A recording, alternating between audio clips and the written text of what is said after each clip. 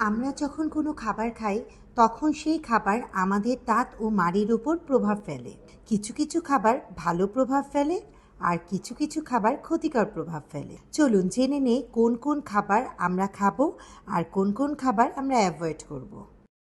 আমরা প্রতিদিন চেষ্টা করব আমাদের খাদ্য তালিকায় আঁশযুক্ত ফলমূল এবং শাকসবজি রাখতে, কারণ এই খাবারগুলো দাঁত ও মাড়িকে পরিষ্কার রাখতে সাহায্য করে। আর আমরা যদি চা পান করি তাহলে অবশ্যই গ্রিন টি অথবা ব্ল্যাক টি পান করব, যা আমাদের মুখের ক্ষতিকর ব্যাকটেরিয়া কমাতে সাহায্য করবে। এছাড়াও খাদ্য তালিকায় দুধ, চিজ, টক দই এগুলো রাখতে হবে, কারণ এই খাদ্যগুলো আমাদের স্যালাইভা তৈরিতে সাহায্য করে। এছাড়াও স্যালাইভা সিক্রেশন বাড়ানোর জন্য সুগার ফ্রি চুইংগাম চাবাতে পারি।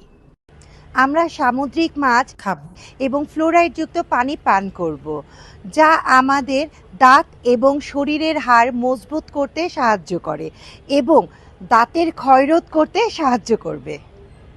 আজ এ পর্যন্তই। সবার সুস্থতা কামনা করে আল্লাহ হাফেজ।